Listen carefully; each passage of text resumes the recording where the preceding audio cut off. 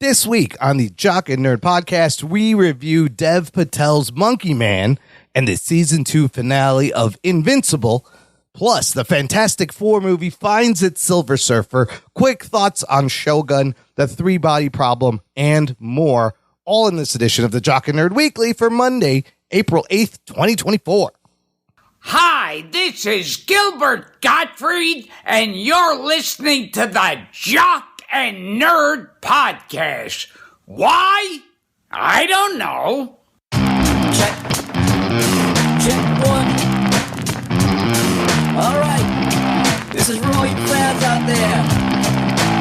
Let's give it up. Jock it, we nerd it.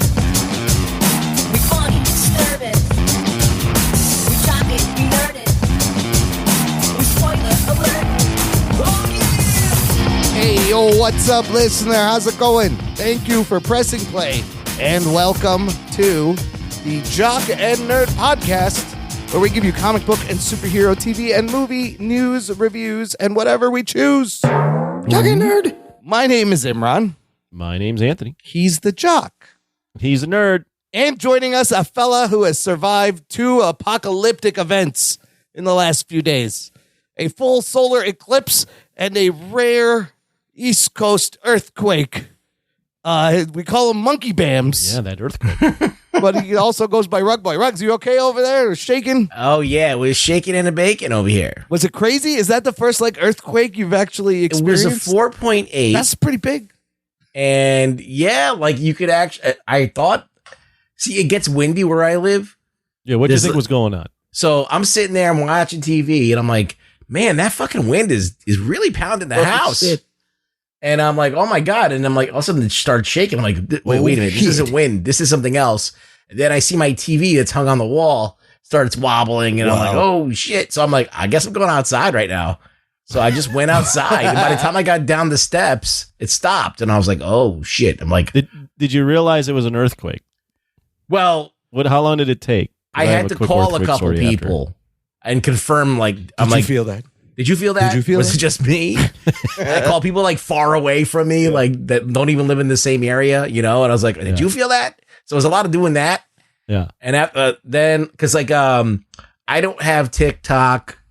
And so I guess people were telling me that their TikToks were blowing up. Oh. And that they knew it was an earthquake from TikTok.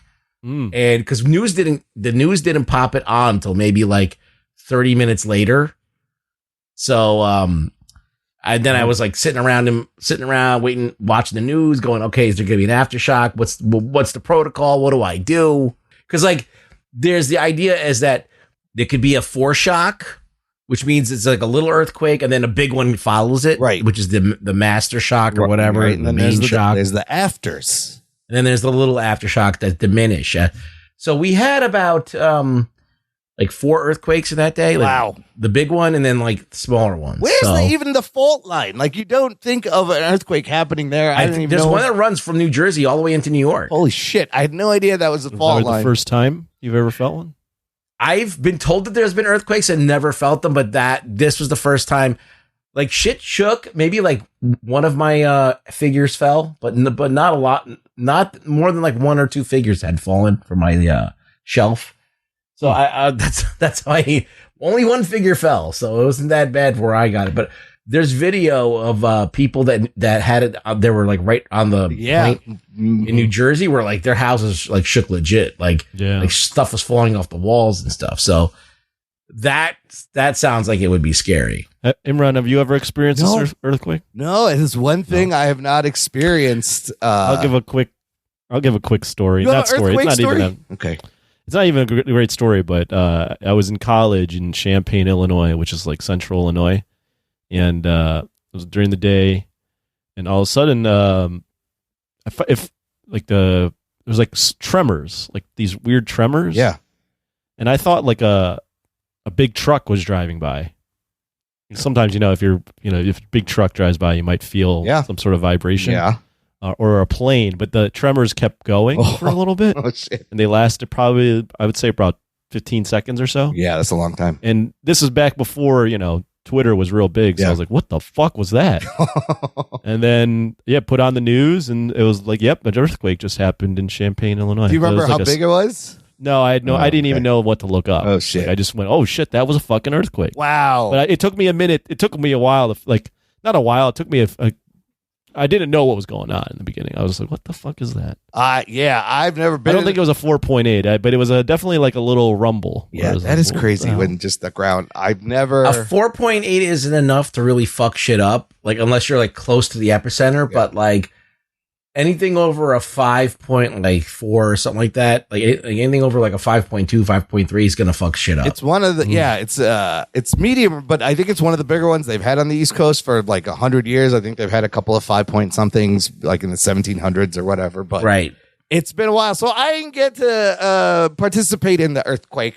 I did participate in this solar eclipse, and I'm so glad it's over because I'm so tired of everybody talking about the eclipse. You can see the eclipse? Here, what do you need to know of the eclipse? Don't they happen all the time? Don't they happen every year? I feel like they happen all the time, like over water where you can't get to. Nobody knows, like, what's the big deal? But did you guys check that out at all? It was like 92%. Yeah, I saw the eclipse. Totality. I got a picture. I looked at I it did with not. shades. You didn't? I didn't see the that. totality. I just saw the smiley face. Yeah. I didn't really even look. I saw that it was starting to get dark, and I was like, I'm not going out there. I'm good. I looked up there and there was a fucking bat signal like in front of the sign. I was like, that's weird. It was the Death Star. It's not the moon. That's no. By the way, the moon. earthquake what I experienced, it was a 5.2. Oh, that's big. That's a big one. But I wasn't right near the epicenter. Okay. so Okay. It was like a Okay. little not as. It didn't Where feel was the epicenter? there was right in between Illinois and Indiana in the south Oh, okay. southern region. Yeah, 5.2. Yo, and that shit was Just on looked my it up. birthday, so you're welcome. I don't know. Just What, wanna the earthquake? Yeah. And U of I is where? Is it south? Yeah, it's like central Illinois. Okay. Anyways, everything's fine now. The eclipse happened. The Earth didn't open up and swallow everybody, and we're still here. So, I think we can. I was like hoping that I was gonna get put into a chasm like Lois Lane in Superman 1. Yeah, there's no. And then Superman had to fly around the world backwards. Yeah, he's gonna rip the door off and scream and make the Earth go backwards. What I thought of was the scene in This Is the End where Yes. they all start falling into the pit. Oh, Yes. zombie apocalypse. That's what it's going to look like. We survived it. Nothing happened. Moving on. Let's talk about some geek news here. Let's go. The Jock and Nerd Podcast. Look, you've seen the title. We got two very fun things to review. So I just got one thing in the news and discuss. Want to get your thoughts on, and then we will get into it. And the one thing is all those rumors we heard weeks ago about Fantastic Four and the casting of Silver Surfer was going to be a female. Well, I guess the rumors were true.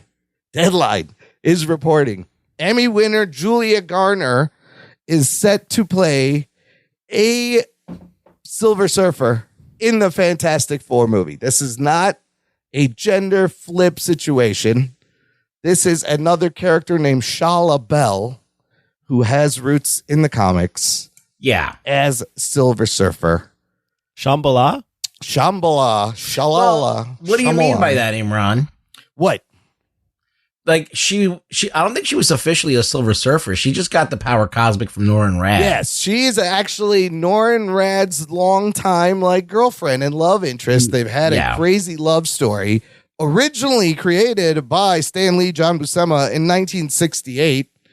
It's a crazy. I was reading about just Shalla-Bal's backstory, and they grew up together and they fell in love. And it's actually because of her he accepts the job as Galactus's herald to save her and her planet. And then later, Galactus eats her planet, and he's trying to get there and gets blocked. And he gives her some of the power to go back and help her planet. And at which point she's like a Silver Surfer, has the power cosmic. I guess she doesn't. She's not a herald. But she has the power cosmic. Is that an alternate universe version, or is that a legit? That is in the main canon. There is another version in the Earth X reality where she's something else, something to do with Reed Richards and Galactus. I don't know. Of course, it's crazy comics, but their love history is as big and expansive as like Franklin Richards and Sue Storm, or Peter Parker and Mary Jane. Like they've had a long relationship in the comics since 1968. Let's start with Julia Garner. You may know her. She's best known for Ozark, playing Ruth in many episodes, all the seasons of Ozark. Right. Yeah. Jennifer Garner? Not Jennifer Garner and not Julia Carpenter. It's Julia Garner. She has won an Emmy, and she kind of fits the rest of the cast. She's another one of these kind of rising stars. Anthony, what do you think about this whole pick and them using this female Herald Silver Surfer? I like that they're at least they're pulling a character from the comics and they're not going Norrin Rad was a female. Right. So whatever. It's fine. I don't really know anything about this actress. I don't even know much about the character she's playing per se. I don't think a lot of people do. They could do whatever they want with this. Yeah, so they're going to do whatever they want. And I'm just happy that, they went with, we don't need to change the sex on Norrin Rad. Let's just get another character that was associated with Norrin Rad and do something different. Fuck it, whatever. I mean, it's smart because then it's implying that there is a Norrin Rad still somewhere in the MCU. Ruggs, what do you think about all this? It doesn't bother me at all. Just like Anthony said, they're using something from the comics, but I'm sure that's not going to adhere to the comics. I'm sure they're going to do their own thing. Yeah. And they're going to take liberties and whatever. If you're a Silver Surfer guy, person who loves Silver Surfer, you're going to be disappointed, I think, a little bit. I mean, that's just the honest thing to say. You're not expecting Shalla-Bal as the character that they're going to bring to life. But whatever, I'm sure we'll see what it is when it comes out. It is what it is. We know this is Marvel's page book. And if you heard about that shareholders meeting, a lot of people were not happy with Disney. They won the proxy war, though. Nelson Peltz tried. I believe they had the vote. Well, he still got pulled. So did you see that one quote from Nelson Peltz? He was like, I don't know why we need a Marvel that's all women. Like, I don't even know what he doesn't know what the fuck he's talking about. He's like 92 years old. I don't know what he just wants to make money. Who is this guy again? Refresh me on This Nelson is a guy who is a stockholder. He was trying with Perlmutter behind him, backing him. He was trying to get board seats on the board to kind of gain control and get rid of Bob Iger and get Perlmutter and back. So Bob Iger still got a lot of pull. He still can He's the move guy. mountains. He's still the guy, bro. So even though Peltz has got a lot of money invested and he was even going to try and bring some more investors in. Yeah. He got some Wall Street investors on board with him to kind of swing their weight around to Disney and kind of force them to give him chairs on the board.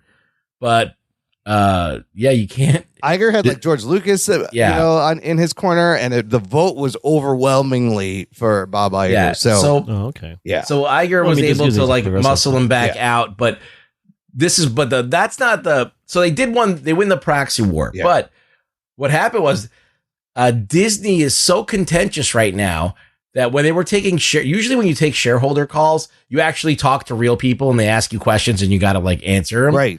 But they vetted all the calls. Oh, shit. And they had even the voice do it in an AI calm voice. Oh, man. So it didn't sound angry at them or anything. Oh, man. And they had scripted answers back. Wow. To these calls. So they knew what was coming. Yeah. Yeah. So they they got in a lot of the calls, even though that they had to filter a lot of the worst ones, they still had terrible calls in there. So, they still had very critical calls in there. So, I mean, I guess that wasn't as big of a threat as I was thinking. So it's just a little threat that easily got taken care of. Well, and the stock went down. Yeah. They got problems. It plummeted after Peltz was going up when it looked like Peltz was going to go in. And then immediately after they did that meeting and they had fuck all to show off, it just fucking torpedoed down. So, I mean, it'll come back up. It's just a reaction to the meeting, but right. That gives you a little bit of what the shareholders are thinking. When was this? This was last week. Oh, okay. Yeah, it was a public thing. You could have watched it on TV. Oh, really? Or on someone was streaming it. Yeah, Disney's still on shaky ground, but they held on to Iger and didn't go backwards. I was like, oh, this is on. Let me listen to it. That's crazy. Was it boring or was it interesting? It was a lot of Bob Iger saying, "Oh, we're gonna do great things. And everything's fine. Blah blah blah. Everything's fine." Yeah. Another weird story connected to this, speaking of Norrin Rad, original Silver Surfer, Lakeith Stanfield posted this thing on Instagram and deleted it right away. He posted the announcement of Julia Garner, getting this role with the text saying, I thought it was going to be me, but IG. What does IG stand for? Instagram? No, but that's what he posted on Instagram. Yeah, I don't know. The post is thought it was going to be me, but IG. I don't know what that means. And then deleted it, leading many to speculate that maybe he didn't lose out on the role and he still has the role and he's going to be Norrin Rad in the MCU, which I thought it was weird. Why would you post that and then remove it? Okay. Yeah. I'm down with that. Yeah, Lakeith's a good actor. I think he'd be great as Norrin Rad Silver Surfer. I think he'd be rad. He'd be rad. 2Ds. And then the other rumor I saw is possibly this movie will take place in an alternate universe, like a retro futuristic 60s kind of universe. And maybe that's why it's Shalla-Bal and not Norrin Rad. I don't know. But well, you could also use that to explain why we've never seen them. They're in an alternate universe, and then they get transported to our universe. Yes, something like the space race is going to be a big part of it, but that would make sense. That would make sense why we haven't seen them.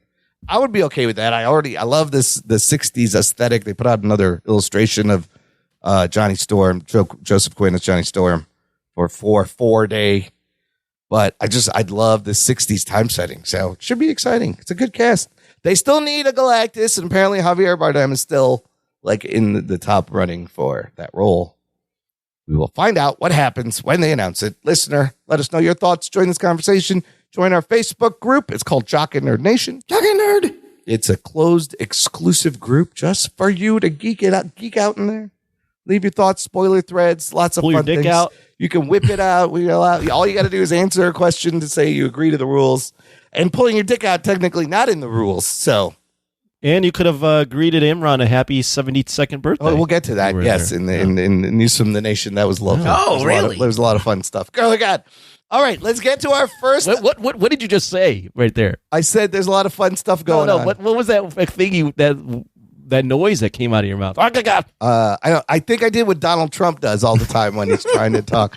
China and Russia. Did you say like, oh my God? Or I think he said moving on or going on. I said it like Conor McGregor in Roadhouse. This is what happened. Okay, now we're done. Let's go, fellas. Our first review. Okay, let's get to the first review. Fuckers. Invincible, Season 2. Any music? 2. Play his music. No. You have any music? No, I got Damn nothing. it. I'll give you this. Some motherfuckers are always trying to ice skate uphill. Somehow that relates. Figure it out. No. Okay. It doesn't work out. Anyways, Invincible Season 2 second half has completed airing. It's all the last 5 episodes, 5 through 8, with the finale coming out. Anthony. Yes. So we didn't talk about episode 7. Why don't you catch us up on kind of what happens in part 2 up until this finale episode, if you can. Oh, God. I can't do that.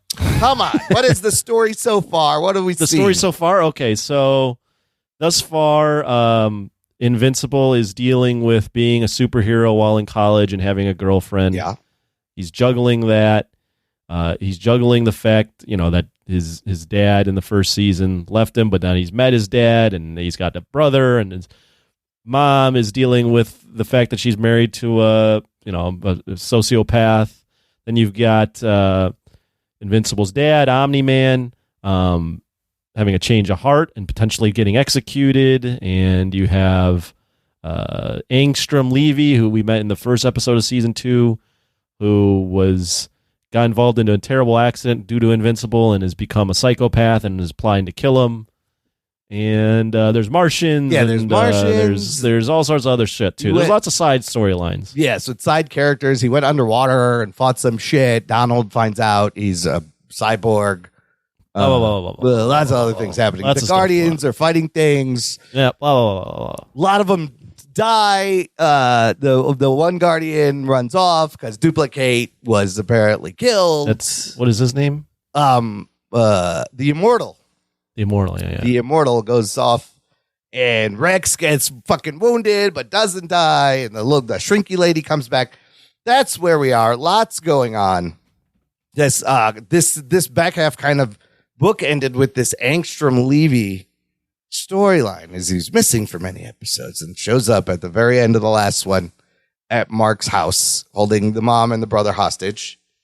And that's kind of where we pick up. I think it's really interesting when they mention how in every other universe Angstrom Levy has seen, Mark teams up with Nolan to take over. Well, he's got the memories of all the Langstrom Levies. Yes, in his brain, because of the accident, right? And the accident being like he was actually trying to help things, and Mark misunderstood and explodes. He's been trying to get fixed. He can't fix himself. But in every other dimension, Mark goes evil, except for this one. This Mark is very special. That he's resisted his father, and even his father has having a change heart. So I don't know. Let's just discuss kind of what happens in this finale. And Ruggs, how are you feeling? How have you enjoyed this episode, this season so far? It's not going. I mean, it's going where it should go because it's following the comics somewhat. Yes. So I don't know if they're pacing it exactly the same way. I think that the comics expand on a few story items a little more and diminish the other ones. They're kind of flipping it a little bit, but I feel like it's fine. I feel like it's pretty true to the comics. It feels like the comics, and yeah, I feel like they're doing a pretty good job overall. You know, I've not read the comics, but I've seen a lot of panels especially from this last episode that they pulled right from the comics. But I'm glad I didn't read the comics. I'm going to read them at some point later. But the episode begins with Nolan. They let him get better because at least they're going to give him an honorable execution. They want him to get back to full strength. So he's killing all these military dudes violently. It's great. And Clegg comes in. He's like, all right, you're fit to die now. It's kind of funny. And then we cut right to Mark confronting Angstrom Levy, who is holding his mom by the neck, squeezing really hard. It's the passion and the crazy shit that happens in this episode is great. And we see Angstrom use his portaling universe powers as he kind of evades Mark and teases him and fights him. And we see some really fun fucking universes and some kind of crazy surprises in these universes. Anthony, what'd you think about this whole situation, Mark trying to get to Angstrom and this him really having a hard time even getting to him physically? Yeah, I mean, I was white knuckle this entire time. Yeah. I mean, I thought this whole part of the episode was executed really well. A couple things. First off, Angstrom Levy is a great villain because you can see his point of view, but he just takes it too far. Yeah. Right? Like he wants revenge because has all the memories of all the marks that are diabolical. So he just can't, and like he's fighting with that because there is a part of him that does remember Mark trying to save him. Right. But there's too many other memories of this diabolical Mark and Omni-Man. So he's the hero in his own mind. Right. Like he's been plotting this. So he's 20 steps ahead of Mark. Yeah. Right? You know, he's using the portals, but he's also like, you can't root for him because he's clearly evil. You know, he breaks fucking Mark's mom's arm. He's threatening to kill the baby. He's slapping her around. I mean, this episode is brutal violence on women. Yeah. And it's great. I mean, it's not great. Obviously, I'm not saying violence on women is great, but it's just, there's so much tension there that I was just like, this is awesome. Like, this is such a good, and then what it does is obviously later on, it pushes Mark to his breaking point where he just finally gets a hold of him and unleashes, because Angstrom Levy has also used his multiversal abilities to power himself up. Yeah. And then Mark obviously loses control and kind of becomes like his father and fucking kills the guy and then regrets it, which we can talk about. The one thing, though, I heard in reading the comics or in comparing to the comics is, so, you know, he obviously feels bad about killing Angstrom Levy because he feels like he's lost control and he's becoming one step closer to his dad, you know, right? And they kept trying to say, like, you know, he had no choice, he had to do it. And I think as a viewer, you definitely feel like he has no choice. Yeah. Like he had to do that. Yeah. So you kind of feel like, why is he all sad about it? Yeah. Apparently in the comics, the situation is different. He goes crazy and he kills.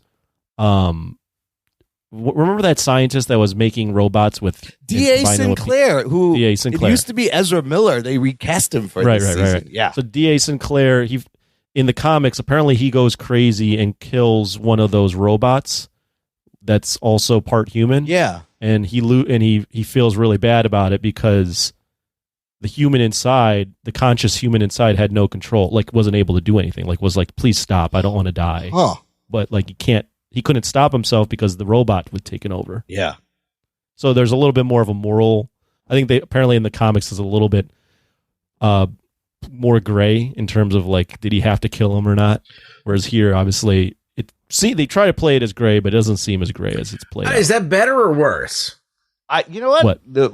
I think this way it's a little cleaner. It's a little more focused, and like that whole. Well, but the thing is like in this one, you could say, well, why does he feel bad? He had to kill him. Right, because Angstrom was never going to stop.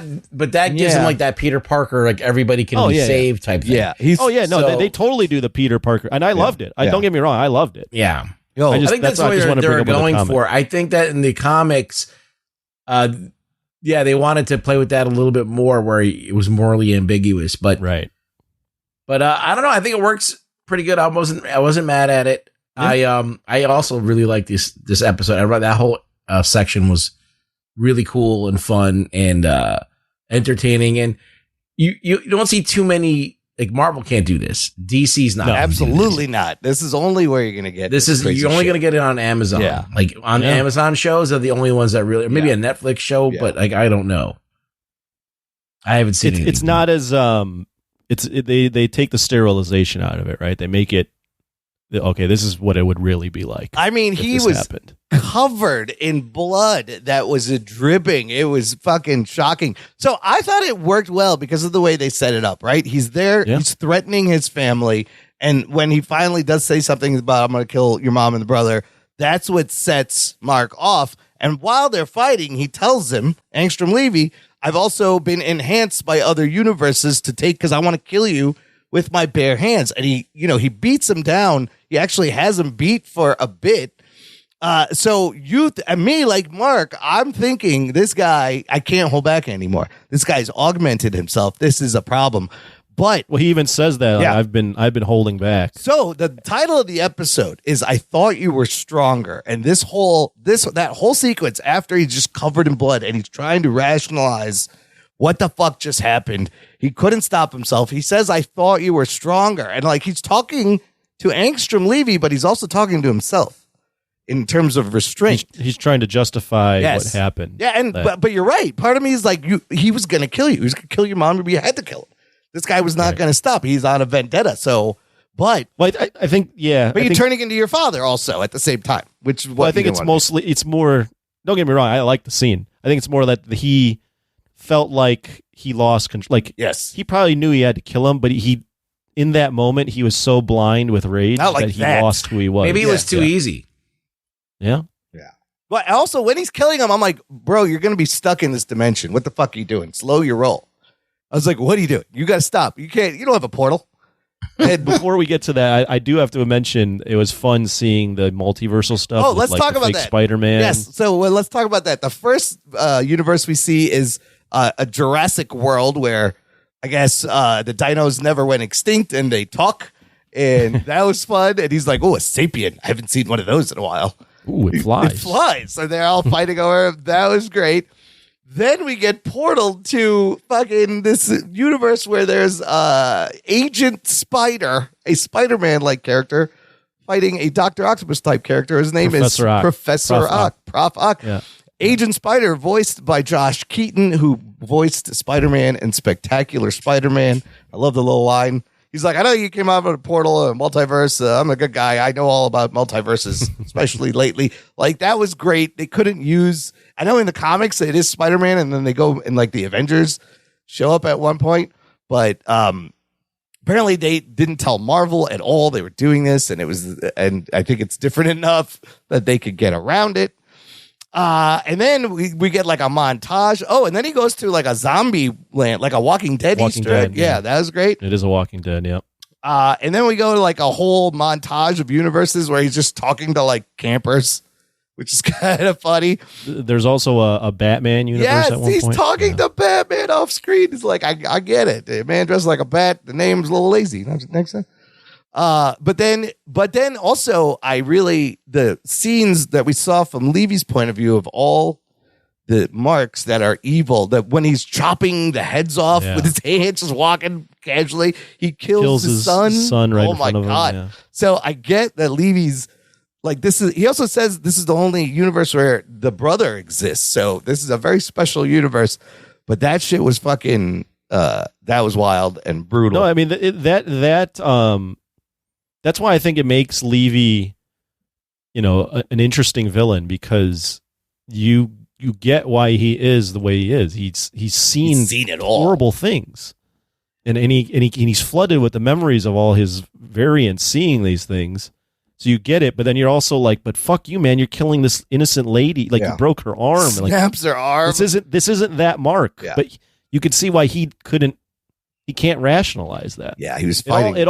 Everyone, like, the best villains are the ones that think they're the hero in their own story, and you totally get that with this And guy. she says that to him to try to get to him. She's like, you're just mad because this is the one universe where you're the bad guy and Mark's the good guy, right? Now, question, they killed that one Levy. Are all the variants still alive in the other universes? That's what happened in that explosion in the first episode. All the variants were there, and they were doing a knowledge share, and the machine blew Did they all die? And they all died. So there's no more Levys anywhere. Right. No, there could be another Levy. I think there could be another Levy. I don't know.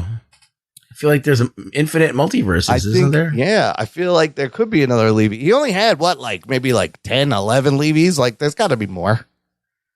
I thought I'd have to rewatch the first episode. I thought they got every Levy, and they were doing a whole knowledge share thing. Okay, yeah, possibly. But don't you fucking say possibly. I'll slap you around right now. If that's what they said, then he's. I don't know. Don't you deny me, Imran? I'll slap you right now. There's somewhere Angstrom's Levy's. I'm gonna reach out and slap someone. So we cut actually real quick while Mark is in the wasteland, just covered in blood. We see Alan, who we saw in the last episode, fight Anissa and kind of pretend to be captured. And then it's kind of a funny scene where he's walking by and he contacts him, Nolan telepathically. He's like, remember me? I'm here for you. Talk soon. And then, I'm like, how the fuck are you going to get out of here? A fucking portal shows up and the Guardians from 20 years in the future pop out. Love this too. And they tell him, they're trying not to fuck up the time stream. They're like, yeah, things went bad after you left, but we're going to send you home. And right before he leaves, the older Adam Eve runs up to him and just tells him what her heart feels. She's like, I've always loved you. You need to tell that Eve something so that she can go on with her life. And secretly, the whole Amber Mark thing, I was rooting. I was like, you can't have an Earth girlfriend. Like, it's not fair to Amber. But I would love these two to hook up. But is he in love with her? I think he. So I wrote down love triangle. I think he loves both of them. Mm-hmm. Amber, really? I think he in the season 1 he was into her first. Yeah, he was into. Oh yeah, into what's her name? Adam Eve. Eve. Yeah. And then Amber, like Adam Eve, I think is actually his real first love, and she's the only one that actually can understand. Yes. We'll get to that scene later. She was with Rex, right? She was with Rex, yes, yeah. And then they broke up. The other key line, though, in that thing before she tells him he loves him, he's like, do I get out of here? Oh. He's like, yeah. He's like, how long would you have been here? Something along the lines of like, how long have you been here? Or would I get out of here? He's like, yeah, you'd have been here for 20 years and you wouldn't have liked what you became. Yeah. So, and then he says in another universe, you did survive this. Right. And you wouldn't like me. What is that? Yeah, that's another version. No, in this universe. Oh. If they didn't save him, if they let it play out in this universe, he would have survived, but he would have gone to a really dark place. So they're changing that. They're saving this time stream by going into they're coming back from the future and taking him out of this. Otherwise it would have been really bad. Changing the future. Oh, it's very Terminator. Yeah. Right. Yeah, that was great. And I was like, I can't believe she just told him that. You need to go talk to. But that leads to an awesome scene. Yeah. Where he then goes to her. Yeah. And he wants to tell her that he loves her. Yeah, he's about to tell her. But he's like, I can't. Like, I can't do it. But I'll like cry on your shoulder. Like, and she's like, you don't deserve this. Yes. Yeah, that's a great line. She says it twice. You don't deserve this. And he's like, touches her hand and moves away. But I was like, and he's also it's a Peter Parker thing too, right? It's like all the people I become close with are put in danger. So I can't do it. Like I have to be. It's actually selfish of me to confess my love to these people. Like, you can't have any relationship with anybody if you're in his position. They're all going to be in danger. But at least Eve she's got powers. So she's got a better chance. But he pulls back and restrains himself. Yeah. So I was like, I was literally like, is he going to say it? What's he going to tell her? Are you going to tell her? But again, now it's not fair to Eve because he knows what's in her heart. Right. What she's carrying around. And he's got to put closure to that at some point. Yeah. It's good. It's good fucking writing. Oh my God. It was so good. So before that, Mark goes home. He finds his mom. She's fucked up. Her arm is fucked up. Not a scratch. Her eye is fucked up. Oh yeah. Both of them have the same eye fucked up. And I think Nolan does too. Like, they all have the same swollen eye. Not a scratch on the kid Oliver. And I was waiting for this kid to show some powers, or maybe he's strong or something. But that doesn't really happen. He's still afraid of turning into his father. Then we cut to the Immortal in a shack in the Arctic somewhere fishing, and fucking Duplicate is there. And you'll notice it says 0 on her. She's the original Duplicate, and she confesses to living through a clone because she was just tired of dying all the time. And she's like, are you sorry? Can you forgive me? He's like, it doesn't matter. And he just hugs her. I was like, oh shit, that was crazy. I did not expect that. Then we cut to this random weird gag they've been doing. They did it last season too.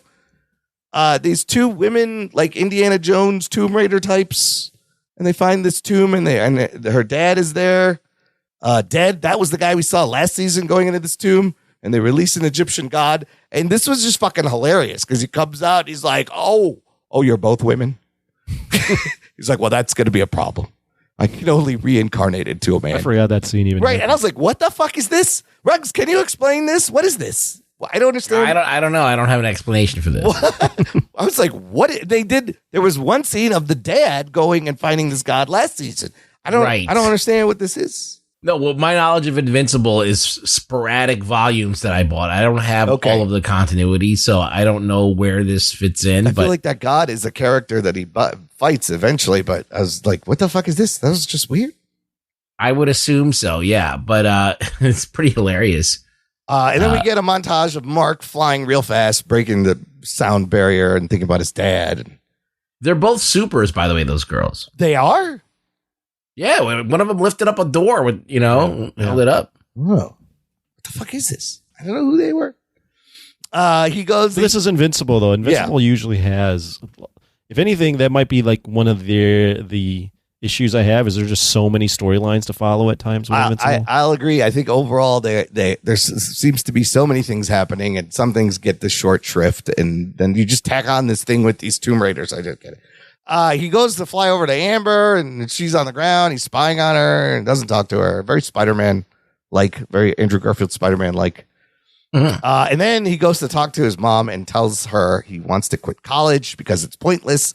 I agree. It is. I agree with this. You don't need fucking college. You have to agree with him. What the fuck, dude? You're a superhero, and it's holding him back from being the superhero he has. Going to college and developing all these relationships is a selfish decision, and he finally realizes he's got to be better. Well, otherwise he's gonna have more situations like this. Can Cecil pay him? Like, how would you make money? I was like, just work for Cecil. Doesn't he pay people? Doesn't he pay the Guardians, or you just live there? But it's a tragedy though, because he's stuck now living this life. He just wants to be a kid. It's a Spider-Man thing. Well, the last two episodes where him and Amber are trying to go on a date, and they just can't. Like, shit happens. You notice he flies by her, and he could say something to her, but he doesn't. Yeah, and she kind of sensed him. But like we saw last episode, Anissa came down, grabbed her by the throat, almost fucking popped her head off. Right, exactly. Right, and that whole Anissa thing was fantastic because it's a little. We're gonna tangent off to that part, but. While he's getting beat the whole time in my head, I'm like, Cecil, I'm like, Mark, just say you'll fucking do it. You don't have to do it. Just say you'll fucking do the job so she'll leave you alone. She's helping him save people and shit. And he's like, no, I'm not going to say it. I'm like, you fucking stubborn asshole. But what sets him apart, right? It's what makes him Peter Parker. He's going to do the right thing. I mean, he's got to do, but there's the edge to him. He's Peter Parker, but he's got the Omni-Man edge. He's got the darkness in him. Like, you could take any Dan Slott comics and hold them up to this story, and you can just see how shitty his writing is compared. I love that random Dan Slott. You got to put in a Dan Slott. Because we're talking about Spider-Man, how Spider-Man like is, and like Dan Slott actually writes Spider-Man, and another comic is more Spider-Man than his writing. Mark is a lot more Spider-Man than some of the Spider-Man I read. Like, it's straight up like hardcore Spider-Man. Yeah. Okay, so then we get that whole Eve and Mark meeting, and then we finally finish with Alan and Nolan talking telepathically through the cells up in that prison, and Nolan confesses, I'm sorry for what I did, actually. I regret my actions against the humans, and I kind of miss my wife. I was like, okay. Yeah. And then it ends there. Was there a post-credit? Was there a credit No, I scene? think that was it. That was it, right? They didn't do that this time. So this is his redemption arc also. It's crazy because like at the end of season 1, I was like, this guy's the worst person in the world. Speech and the beatdown. And I still, he's still going to have to pay for everything he's done. Yeah. But like, I'm kind of rooting for his redemption. They turn you around on this man who has done heinous things, murdered millions. It's like the Game of Thrones, with the brother. Yeah. What was his name? Cersei's brother. Oh, the Hand of the King. Yeah. That guy. Where it's like, this guy's a despicable human. Yeah. But now I'm rooting for him. You're rooting for him at the end. The Kingslayer. That's all. Kingslayer, yeah. Yeah, that's crazy. So Jamie Lannister. Jamie Lannister, yeah. Right. But they do that here. Omni-Man was 10 times worse. He was fucking killing people brutally. I mean, I still remember the moment in this season when he shows up on the planet and he's just there and he's like, this is my new wife, this is your brother. I was like, what the fuck, bro? This is great. And the arc, these character journeys have been incredible throughout the 2 seasons. Well, it's interesting. Nolan's interesting because he was living his whole life thinking that when the time came that his son was going to fall into place. And, according to Langstrom, that's what he has done every single time. Yep. Right. Yeah. So this one. This completely fucked him up. Yeah. 100%. And so that in every other reality, they just fucking team up and they fuck shit up. I mean, Levy even says there's some realities where Debbie joins him too, and she's on his side too, which is fucking crazy. Right. But what is so special about this Mark? It's so crazy. Well, it's good writing, right? Because you can get really lazy with the multiversal stuff and just say, well, none of this matters because you can get another one. But they go out of their way to make sure, hey, this is a different Mark, and he's the only one. I don't know if they get into it, if there is a catalyst for him being different. If there's some kind of experience that happens, or is it just maybe his DNA sequence is more It's the one anomaly out of all of them. Right. I did think this is a great use of the multiverse, even better than in some Marvel fucking things we've been seeing. And it's interesting that they're doing the same thing, but this the blood, the gore, the shocks. I also love back to the episode 7, that whole Comic-Con bit where they're talking about animation and how they cheat in animation and they're doing it and they're showing you how they cheat and you see it later. It was fucking fantastic. That's something you can't do in a comic book, right? That is an addition and it was fucking brilliant. Yeah, it was pretty funny. It was like a little bit of a meta thing, so it was fun. Good for a laugh. The show is very entertaining, and I think it's very solid, and I do enjoy it. And I also think it's one of the rare things that resemble the comic books and actually kind of give you a truncated version of like a lot of issues. Yeah, and you get the idea of what Invincible's about. So.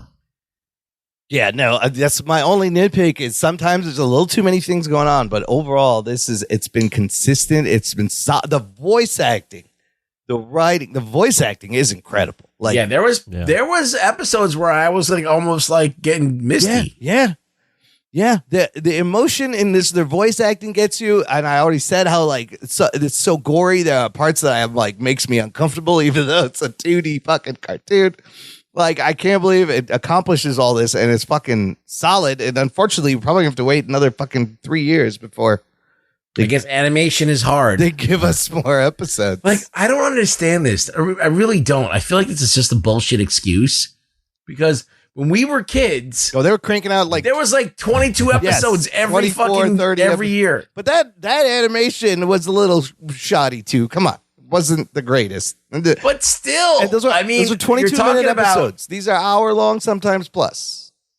Yeah, I guess. But it's not the craziest art, right? So you'd think they could speed this along here and there. I don't know. You would think the technology has also evolved where you can create this faster. So I think that's the commentary in that last episode at the Comic-Con is what they were reacting to. People going like, why'd you split this up? Why is it taking too long? What, like... Heard it was COVID that was a big... Was it? Probably. But like, you're an animator at home. Just fucking draw the shot. I don't know, even in COVID. But the reaction was clearly... I call bullshit. But that sorry. That was the part of the Comic-Con was clearly a commentary on like... But sometimes... Like SpongeBob has 7,000 episodes. Yeah. But they're like, we cheat in certain areas to make other parts look really good. So like, I don't know. Just do that. I don't know. Recycle the background. Nobody's going to care. Nobody's going to notice. All right. Let's wrap this up. Final thoughts. Rate it. Rank it maybe against the first season. Anthony. It's tough because I don't remember all the episodes in the first season. I'm just going to rank the finales. Okay. I think the season 1 finale is probably a little better because it's the dad versus the son. Yeah. But this is, this is almost right up there. I mean, I was, like I said earlier, white knuckled the entire time Angstrom Levy was threatening his family. And they're not afraid to take, they're not afraid to take it further and have him punch her and fucking break her arm and really make you go, oh, there's no doubt I fucking hate this guy. Yeah. So yeah, really good episode, really good season overall. Invincible and The Boys. I mean, it's just the two things Amazon's putting out that are comic book related just keep hitting. So yeah, I overall Invincible in 8.5, 9 out of 10. Yeah. The only nitpick I have is what we stated earlier. Absolutely. A lot to follow. You like watching that whole confrontation, you did not know what was going to happen. Like, it's crazy. That's the thing. There's a level of unpredictability here. I'm like, this is a cartoon. And I'm like, I don't know the comics. Right. Me neither. Ruggs, what do you think? Oh, also, I love how they showed the speech from the last season finale again, because that speech was fucking wild when you think about what all the shit he was saying. Everyone you love will be gone. These people are nothing from that to where he is now. Ruggs, what would you give it? I feel like the show gives you a lot to chew on. Yeah. And it hits all these emotional notes. Character is so defined and so it's a lot like Peter Parker, but so it's a little derivative, but it is great drama. And I feel like you're getting your money's worth. It's easily 8.5. Easily 8.5. Compared to last time, I think the last one was a little bit more epic because it's father versus son, and there was so much on the line there. But this one hits a lot of emotional notes too. The tragedy of his relationship and how he's come to this realization that his life is basically like in service to everybody but himself. Yeah. Yeah. That's the Spider-Man curse. That's the hero's. That's the hero's conundrum. Yeah, it's not like Tom Holland Spider-Man. Yes, where my friends didn't get into college. Can you fix the universe? You selfish prick. Yeah.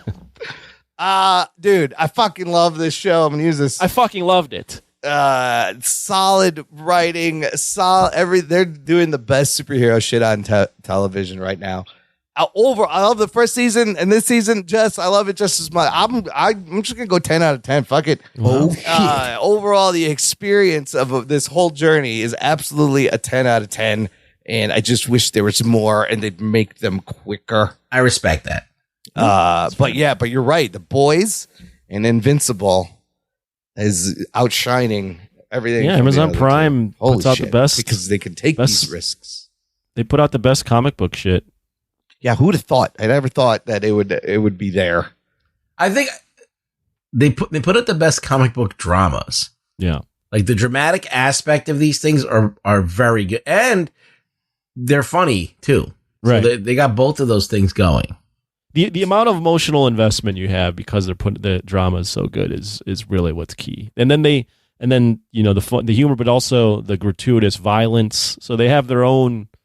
Both shows have this that on the menu, which is not you're not going to get that with Marvel or DC. They can always they complement each other very well. Yes. Yeah. And you know why? We cannot discount the involvement of producers. Seth Rogen Sethy? and Evan Goldberg, his buddy. They produce both of these shows. One you have Robert Kirkman material, and then over there you got fucking what's his name? Who wrote that shit? The Garth Ennis. Garth Ennis, yeah. But the common denominator is Seth Rogen and Evan Goldberg producing these shows. They are producing two of the fucking greatest superhero things on TV right now. So give them more things, or maybe not. Have them focus on this. More Invincible. All right, we'll take a quick break here, play some promos, and we're going to come back and talk about a monkey. We're going to talk about a man. We're going to talk about Monkey Man right after this. After these messages, we'll be right back. Hey there, everyone. Brian here, host of TV Trivia Pod. It's a trivia-style podcast focusing on TV and movies. Listen in for questions like, what's the name of Michael Scott's screenplay? What do you say to view the Marauders map? And what's everyone eating in the post-credit scene of Avengers? Play along to TV Trivia Pod anywhere you get podcasts. And stay tuned for more trivia. What's up, Jock and Nerd Nation? This is Logan at Mostly Superheroes, a podcast that was partly inspired by the Jock and Nerd podcast. We talk about a lot of the same stuff, MCU, DC heavy, with other content that comes out of HBO Max, Amazon Prime, Netflix, and more. We're committing to doing something new every day in 2021, so come join the fun, check out the schedule. Find us at mostlysuperheroes.com and enjoy the rest of the show. Jock and Nerd. Listener, if you enjoy hanging out with us every week, if we made you chuckle, this is a great time to join our Patreon fan club. Visit jockandnerd.com/Patreon. Jock and Nerd. There is a link in the episode description, and you can give back all the hilarity and nonsense and silliness. On a monthly or annual basis, you can support us and get things like access to an exclusive podcast feed where the shows come out early. Instant reactions to movies are posted the minute we see them right out of the theater. And lots of bonus movie reviews, lots of bonus content. You can join us on our monthly Discord hangouts. April 2024 hangout will be Thursday, April 18th. Put it in your calendars. You can pick any movie for us to watch and review. You can get an exclusive t-shirt, lots of fun stuff over at jockandnerd.com/Patreon. Check it out. Okay, second review. It's a movie review. We are going to be reviewing the movie called Monkey Man. Here's your spoilers. Strap yourselves in, you fucks. Spoiler time. Little movie called Monkey Man. I'm very excited for this one. Why? Well, it's Dev Patel's directorial debut. It's a big deal. We've all been waiting for this. I can't. The minute I saw this trailer, I was like, holy fuck, look at this. Wait, that's the only reason you're excited for it? Because of Dev Patel's directorial debut? Well, or are there other factors involved here? Well, maybe there's some other factors. We'll get into it. There might be some other things. Currently on the Rotten Tomatoes, last week before it was released, it was at 93%. A week ago, exactly today, tomato meter, 88%. More reviews have come in. 7.10 out of 10. 7.1 out of 10. Audience giving it an 83%. This movie was made for kind of a small budget of $10 million. And it opens domestically to $10 million. This was a really bad weekend for theaters. It opened number 2 behind Godzilla X Kong. It just made it made $33 million, which was like a 65% drop or something. 60%. So that was number 1 at 33 million, and then Monkey Man at number 2 at 10 million, and the others were like 9 and 8. So, but you know what? it made its fucking money back. So worldwide, sitting at 12 million. I think it can eke out a little profit. I think it's not a bad opening. I was hoping for a little bit more, but they're breaking even so far. Like I said, this movie is directed by and co-produced by Dev Patel and starring in his directorial debut. And he also helped write the screenplay with Paul Anganuela and John Coley. Dev Patel, you may know from some such things as Slumdog Millionaire when he was really young. He's been in a movie called Lion, The Green Knight. You guys seen any Dev Patel movies? I feel like everybody... He was in Skins. Oh, he was in Skins. And something about his name. I forgot the name of the movie, but... he was in Hotel Mumbai, which is a really good movie also. Anyways, he's in the movie starring Dev Patel's brown guy. The only non-brown guy you need to know for this is Sharlto Copley. Right. Who has a small role. You got a dude named Pitobash. Great name. That's his whole name. Just one name. Pitobash, who plays Alfonso, who's like his sidekick guy for a little bit. And then other people like Sikandar Khair playing the bad guy, Detective Rana Singh, and Ashwini Kalsekar playing Queenie. You have Sobhita Dulipala as one of the workers, Sita, really attractive workers at I guess it's a brothel. I don't know. It's a high-end brothel. And then Makran Deshpande playing Baba Shakti, spiritual leader. We'll get into all these people and some other people. Lots of great names like Zakir Hussain and Jatin Malik. Imran just Vipin loving Sharma. even just saying the name. Do you see a theme here, listener? Anyways, Anthony. Yes. What happens in this R-rated 1 hour, 55-minute movie? Is it 155? No, sorry, 2 hours, 1 minute. It's a little over 2 hours. 2-hour movie called Monkey Man. This is about this dude who is in street fights, or in like not even a street fight, in a cage fighting thing, except not a cage, where he's an underground fighting scene and he dresses as a monkey and gets booked to lose all the time. But he's looking for a way to get revenge on this policeman and this whole syndicate because of a terrible tragedy that happened to him as a child that he had to witness. And it's about his rise into, or his infiltration into this syndicate, I would say, that's running everything in India. And it's your classic revenge story. Yeah. Yep. It's in a little different setting. Yes, bringing Western audiences into India. Appreciated that. Anyways, you saw this most recently, I believe. Saw it on Sunday. Okay, just Sunday there you afternoon. go. Yeah, I saw this like Thursday, right away when it came out. Of course you did. The audience was it was small. It was in one of the smaller theaters. They only had 2 showings for it, but it was like 50% full. It wasn't bad for the Thursday night. It was slow. What about when you saw it on Sunday? A lot of people.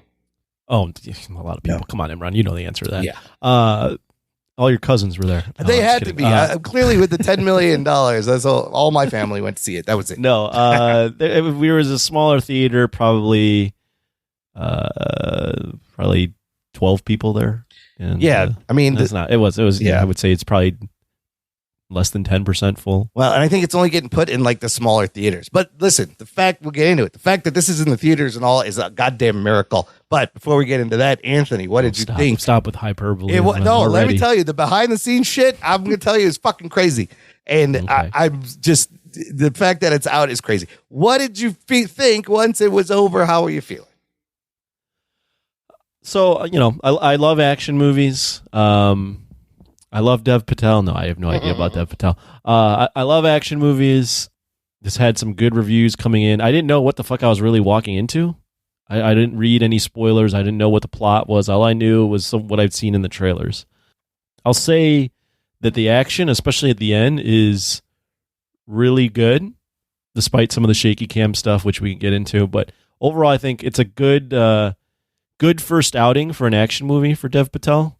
I whenever there's action that makes me say things out loud, especially in a movie theater, it's pretty good action. There's the knife in the mouth. open the net. There's a whole bunch of different scenes there where I'm like, oh, ooh, like, and so that it hit the ooh meter really, really well. Yeah.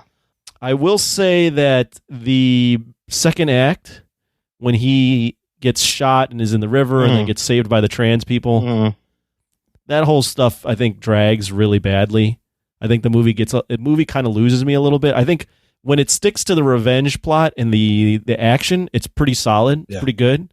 When it gets to the political undertones and the religious stuff and all that, I feel like the movie kind of lost me a little bit. Okay.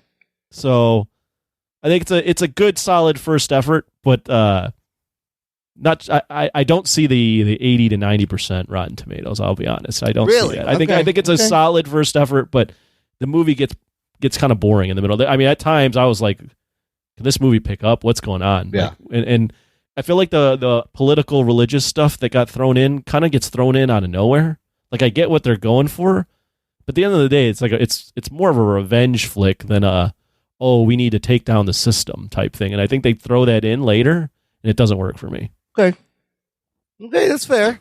Yeah, it was. I would agree. Okay, what do you think, I would say. Well, I actually liked a lot of this movie. I think that the performances were good. I think that the general setup is good. I mean, it's very familiar, but I do think the underground fighting and all that stuff, we've seen it in a lot of other movies before. But there's a different flavor here. There's a little bit more cultural like ingenuity and novelty. So I think that's all fun. But just like Anthony said, I said it in my review as well, that it drags. But I think that there is a disconnect because I didn't really understand what side, because like you have this conservative thing that's happening, right? And I just don't know, like, what exactly is their deal? Like, what are these? Where's the conflict? What isn't it? Aren't the people that are living in like aren't they conservative? They're not like they're just people trying to get along. Like, I don't understand where all these what the ideas are or whatever. So I couldn't figure out like what exactly was going on, other than there was an evil syndicate. And just like Anthony said, like, you don't need to complicate it more than that. So when you do, either you have to make it play very well and make everybody get in on it too, or just don't put it in at all. Just stick to the revenge story, like Anthony said. So pretty much I'm echoing a lot of the things Anthony's saying. Now, there were also things that took me out of the film, but that some of the people had thick accents. I couldn't understand what they were saying. Yeah, so sure. even though when I really wanted to get into the story, I was missing bits of it, and I would have liked to seen that.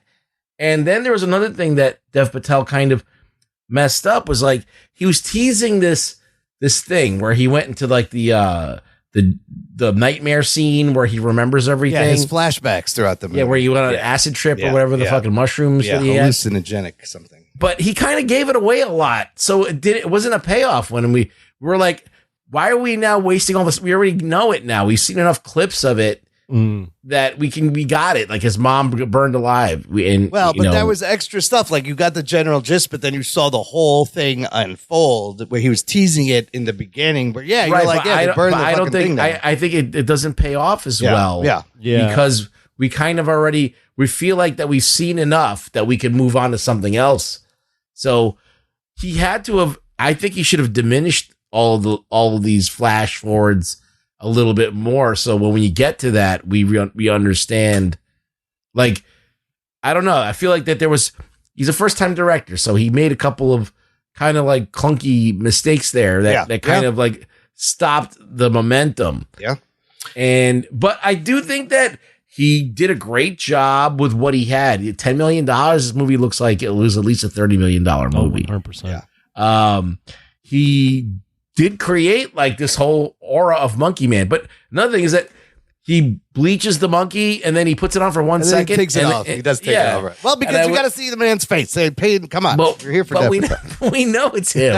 Is it him or a stunt It man? would have been funny for him to wear it for at least one scene beating people up. It would have been. Look, here, been fun. my overall thought, all the shit you guys have said is absolutely accurate and true, right? He's tackling a lot of things: religion, mythology, equality, politics. Did he bite off more than he could chew? Maybe a little bit. But despite that, I fucking loved it. This is an impressive first time debut. You feel his passion. You feel his heart and soul. He literally bled for this movie. You can feel it. I found it very stylish. It is bloody and violent as fuck. The action is kinetic. He has a cool swagger. Like, he's got the John Wick cool with kind of like a raid style brutal revenge thriller. It's like a great origin of a vigilante story. We could talk about the inspirations, but I went in thinking Indian John Wick, and it's Is it really an origin if the guy dies at the end? well, that was my question. Is he dead? I think he's dead. It's an origin and an end to the whole fucking story. But it's more like the Raid. Like, you see a lot of the Raid influence and Kill Bill and Old Boy and all these things. But he made a thing that, like, I feel kinship. He loves the things we love.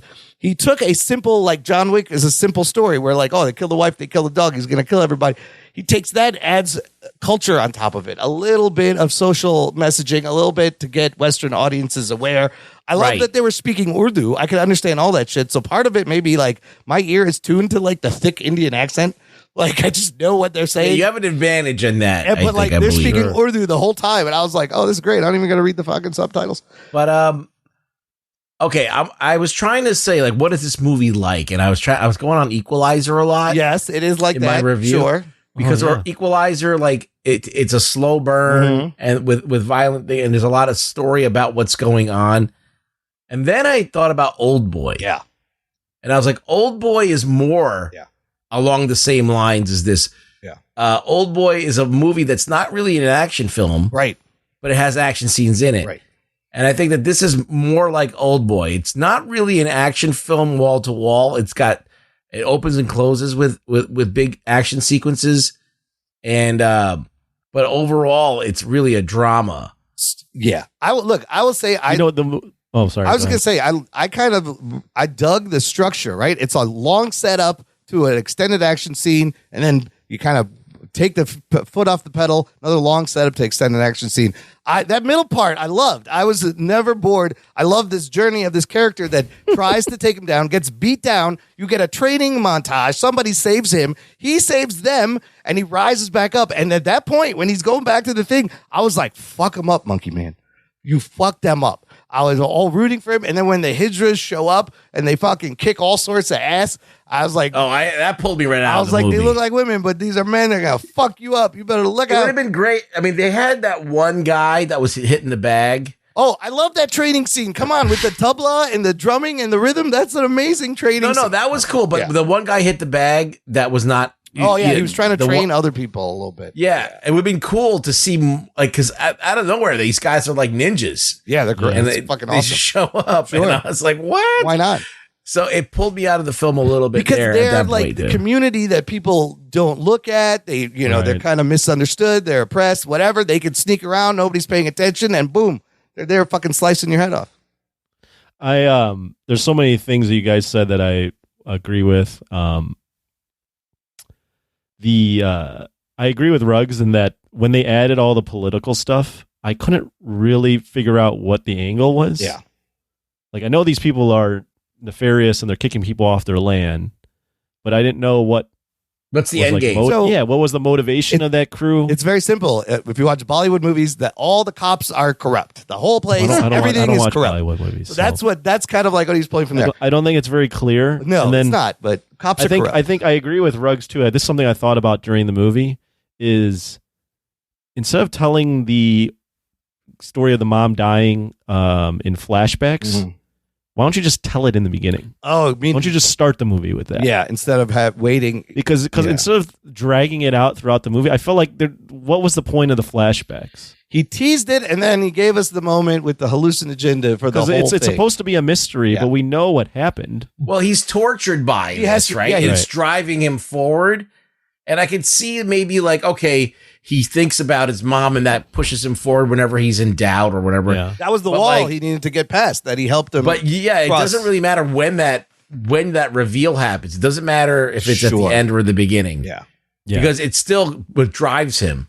So Yeah. you can always call back on that moment, but like I think that they flash to it so much that you could actually pick it apart and go know what's going Except on. for like the scene where he's watching his mom actually get fucking strangled and lit on fire. Like that was fucked up. And then that's Yes. why his hands are Well, it's burned. brutal. I didn't get it's brutal, and I didn't realize that's why his hands were burned. It's brutal. I just think I don't know if the flashbacks were the best executed. Yeah. And then the other thing I was thinking about when Ruggs mentioned movies he compared it to, when I was watching it, I thought of the movie I thought of that had a similar kind of burn. Yeah. Not as good as action, but similar burn was Man on Fire. Oh yeah.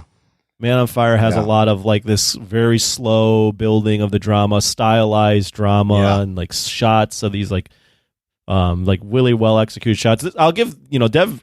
There's a lot of beautifully lit shots.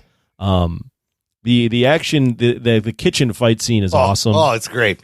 And the scene where he fights Rana, and then where he fights the other dude later, the dude upstairs, Yeah. like all brutal stuff. So like he did a really good job, I think, with the action. Although in the begining, I think I could do without the shaky cam. Yeah. There's a little, I think there's a lot. I think he was going for like a chaotic theme, so that's fine. So I think overall it's got more pluses than it is minuses, especially if you like action. Yeah. But I if, think but if you don't like action, I don't know if this is this best. I think Go ahead. that if this was an hour and 30 minutes, It'd it would have went over a lot better. Possibly better Yeah, as a I agree. 90-minute. But no, The second act to me, I know you love it. I Imran. liked it. That second act to me, I pulled out my phone.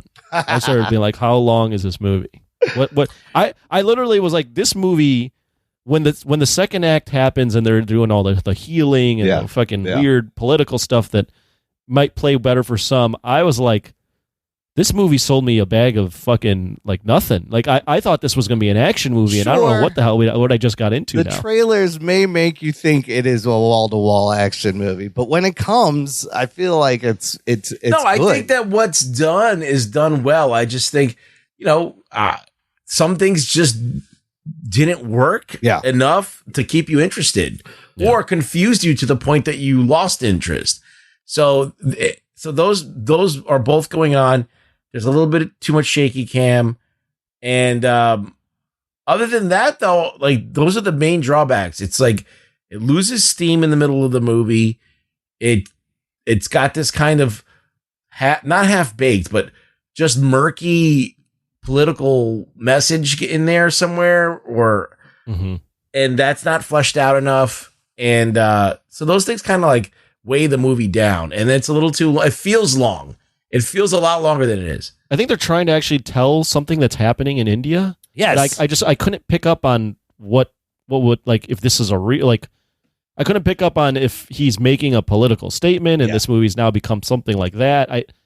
I couldn't fully pick Was up he on what building going a on. building? Is that what he did? No, I mean, it's just, the spiritual leader is using his influence to help to make political views. And he's kind of like a cult leader, but he says Right. it's all about God and stuff. And he's secretly enjoying himself in this high end place, kind of lying to his followers. Like, that's very topical. There's kind of it's a commentary on Modi, who is the prime minister of India right now, and just how the slum villages, nobody pays attention to them, and all the cops are corrupt in every fucking Bollywood movie. It's kind of hilarious.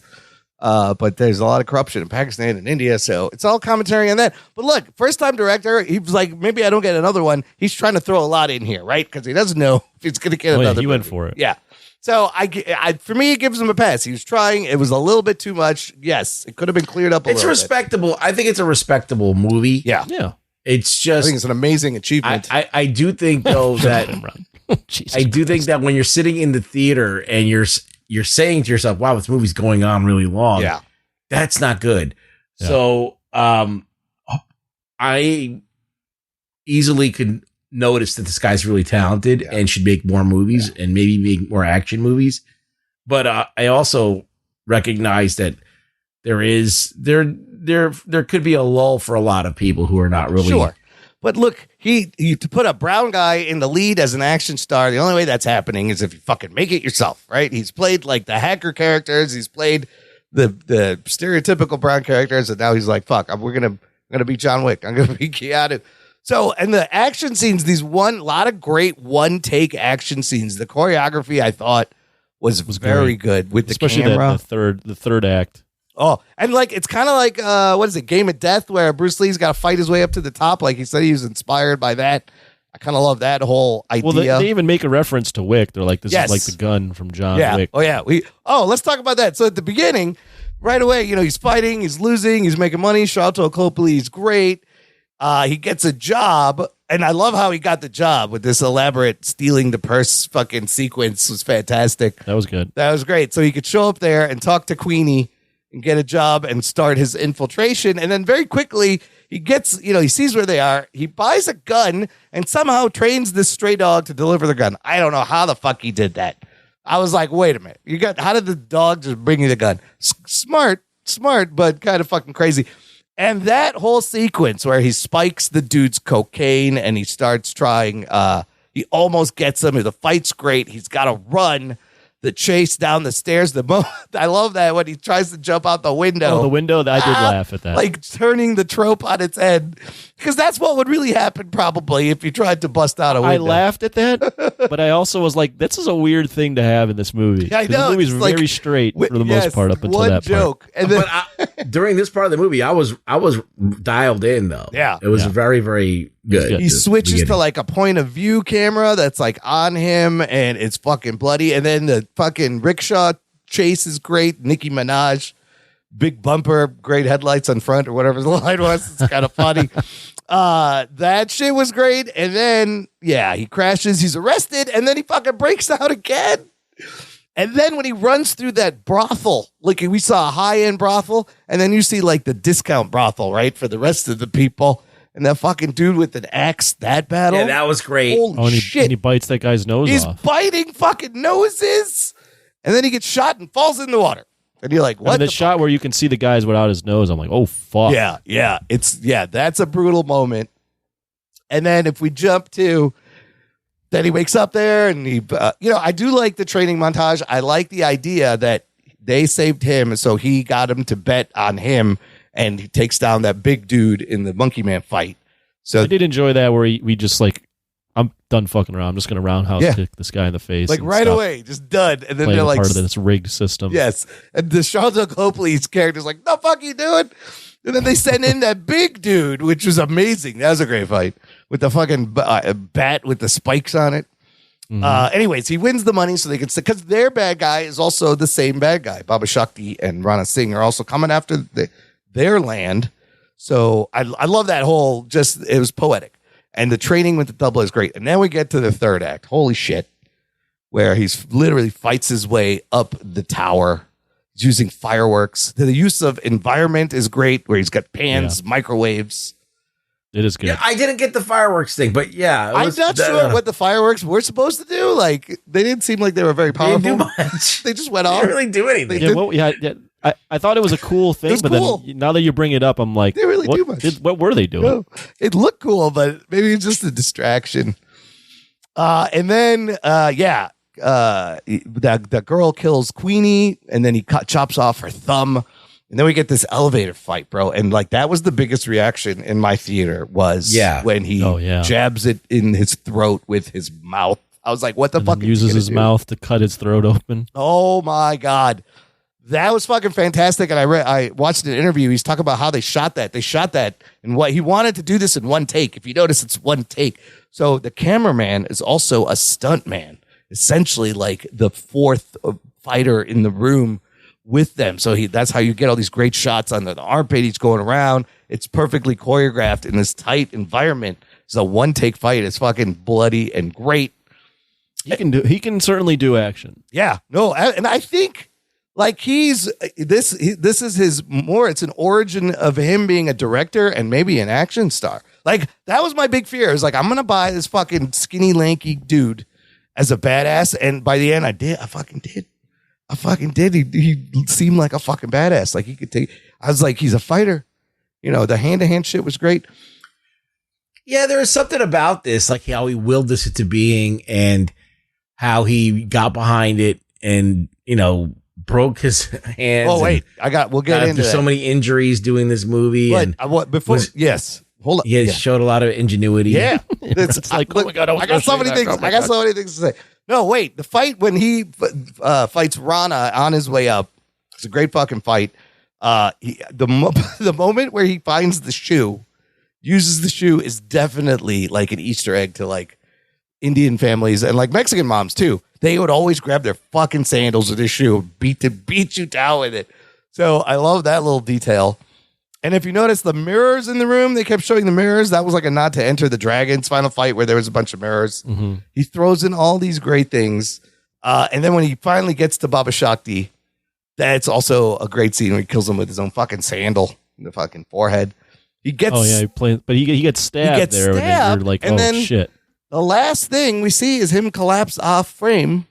I guess he's dead. Does he die? I did like that he gets upper hand on that Baba Shakti dude, and then Baba Shakti starts like basically begging for mercy. Yes, he's a fucking begging little wimp all of a sudden when he's being all badass. But yes, just him bringing this Indian influence, showing. No, that's different. It's good. It sets it apart, and the culture works great. The music I thought was fantastic. There is a distinct flair and difference to this that you're seeing. It's a revenge flick, but you add some extra stuff that makes it memorable. Absolutely.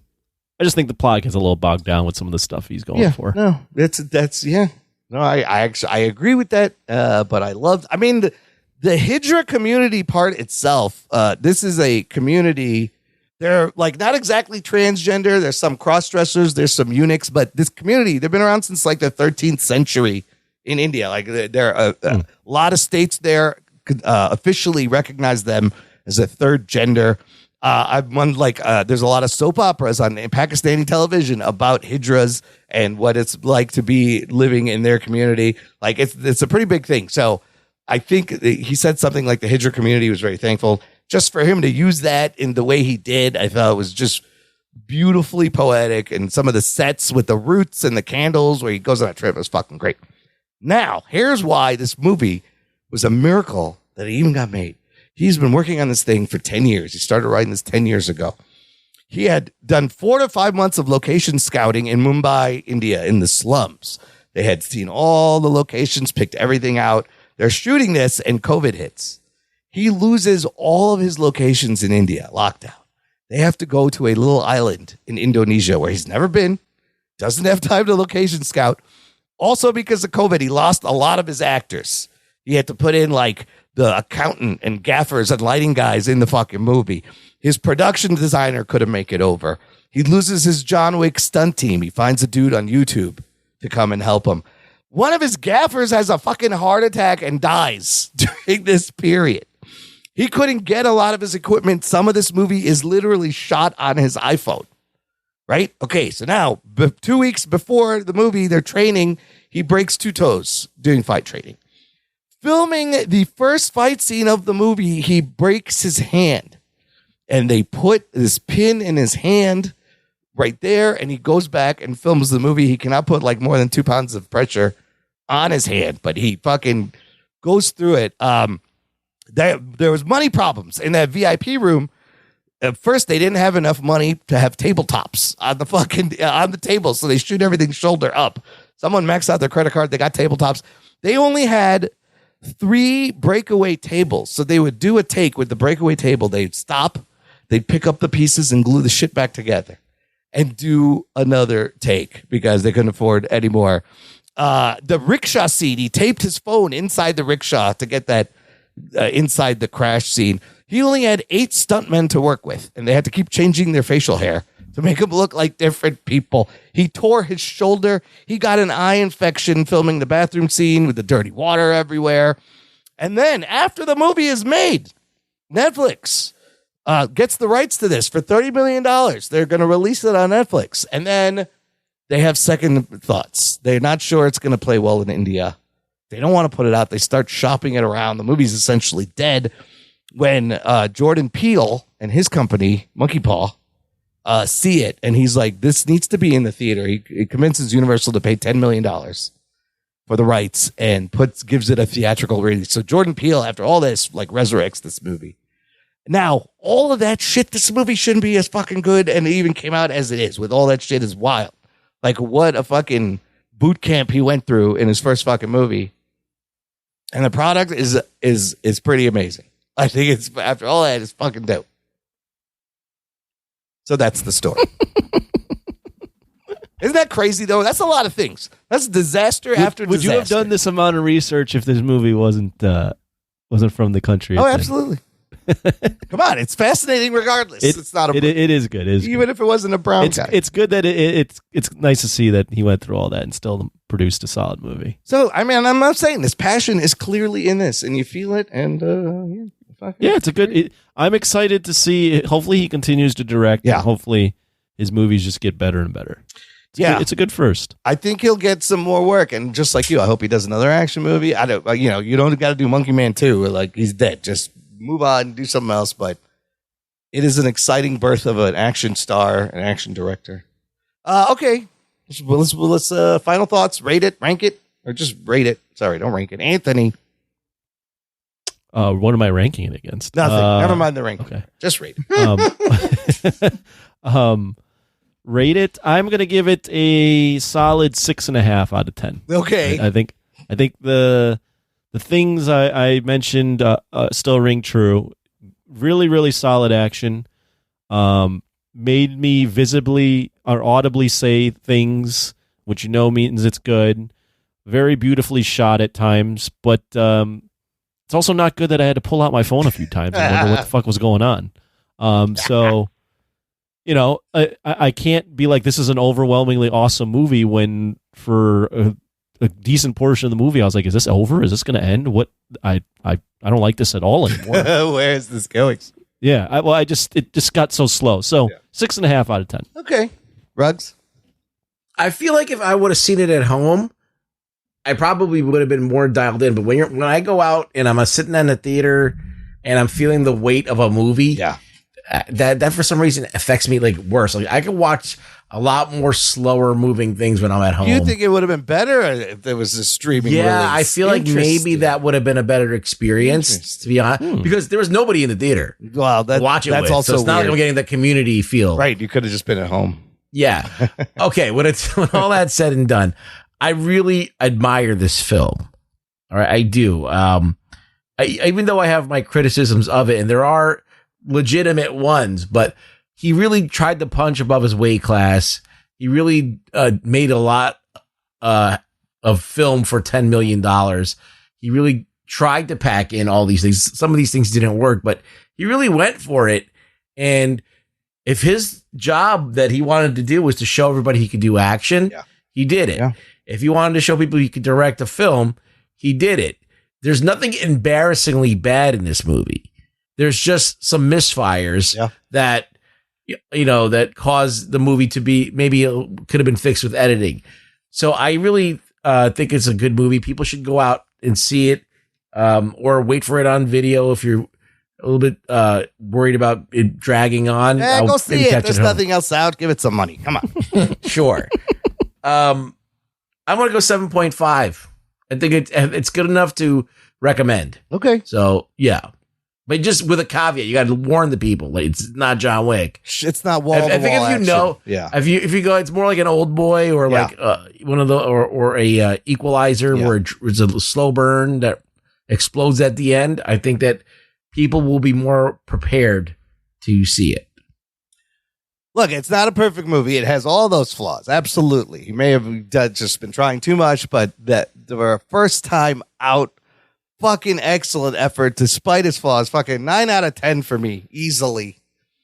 I mean, Jesus Christ, Imran. I mean, what do you think I was gonna say? It's like I just felt he pulled off the cool. He pulled off the influences of like what he wanted to do, and he and put a lot of great cultural reference, great some stuff we haven't seen, like making it unique. And Western audiences, that was my only concern, is they may not understand the politics of India. And so either he should have explained it better or pulled more of it out. I think it's incumbent on the person who's making the movie for that market to try and satiate that curiosity. So, but I mean, this character is like a Batman, like a Punisher. I don't know, like it's like the Bride. He's Monkey Man. He's Monkey Man. And I thought it was fucking great. No, I highly recommend it. I thought it was fucking great. I'm going 9 out of 10. Fuck you guys. 9 out of 10. All right. That's good. Let's do some news from the nation. It's time for news from the nation. It's time for news from the nation.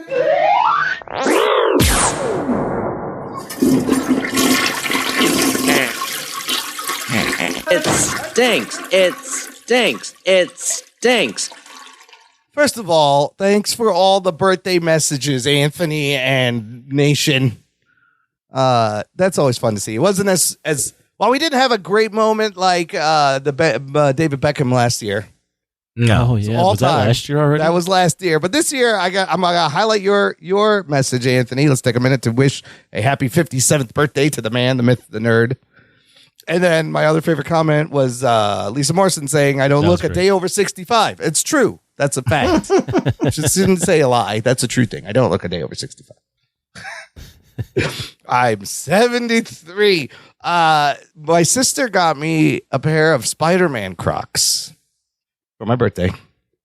Yeah, and are you wearing them right now? With gibbets. I am not. Here's the thing. That's what I wanted to ask you guys.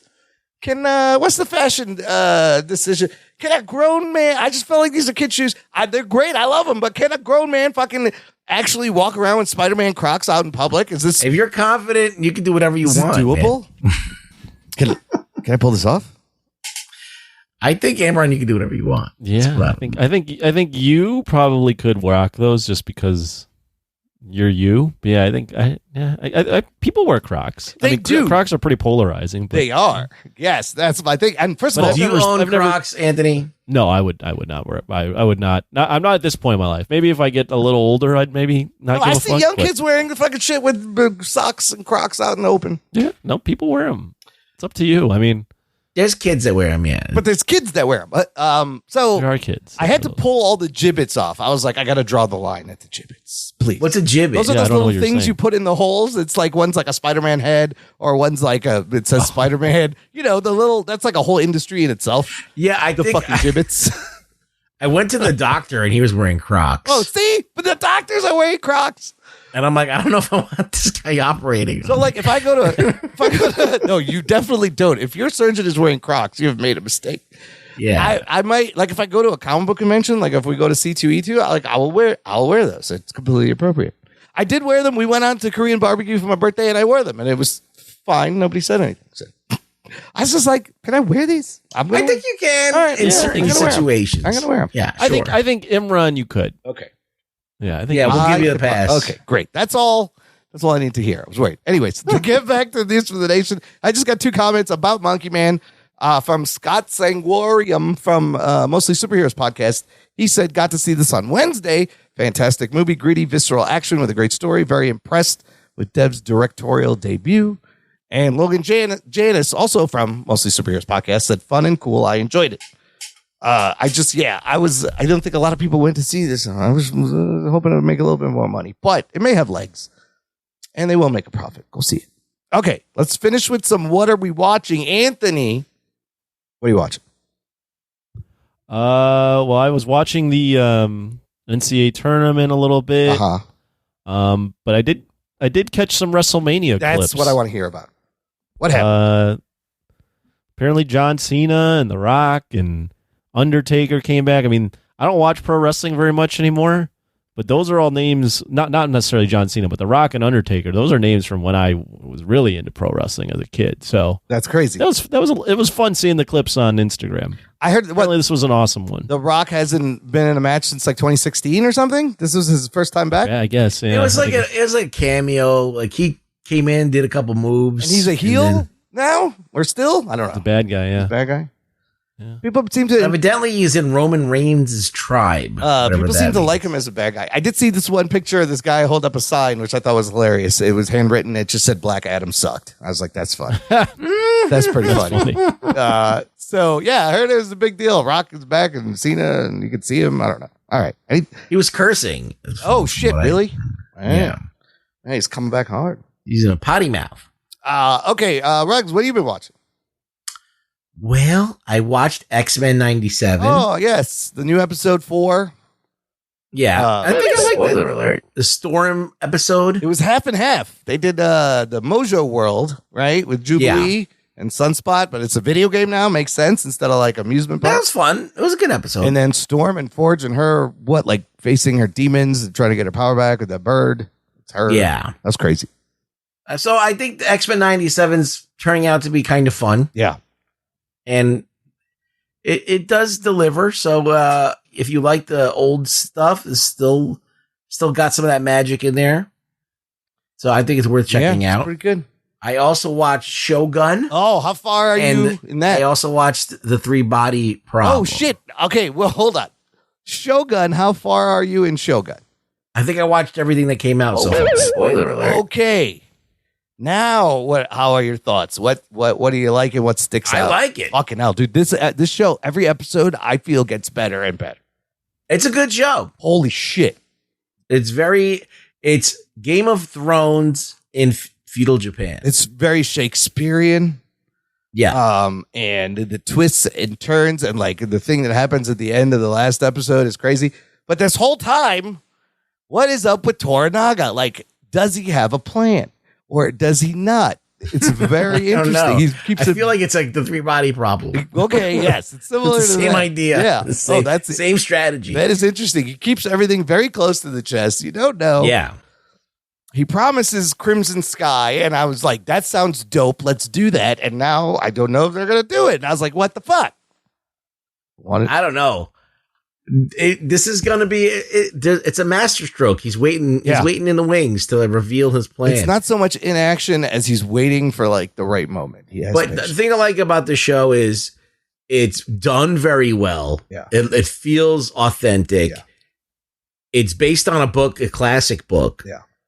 And on top of that, you're learning something. Yeah. It's very educational. You learn some Japanese and some light history. You learn things. How great is Anna Sawai in this compared to her character in Monarch? Yeah, much better. Oh my God, much more likable. Yeah. She's fantastic. The way when she translates, she's kind of like has to rewrite things so that people just don't start killing each other immediately, right? She always softens the blow. Everything, she's like rewriting the script on the fly between them because she's got to keep the peace. And then that brothel scene, sexiest fucking scene where nobody takes their clothes off. It was fucking just, the tension was amazing. So good.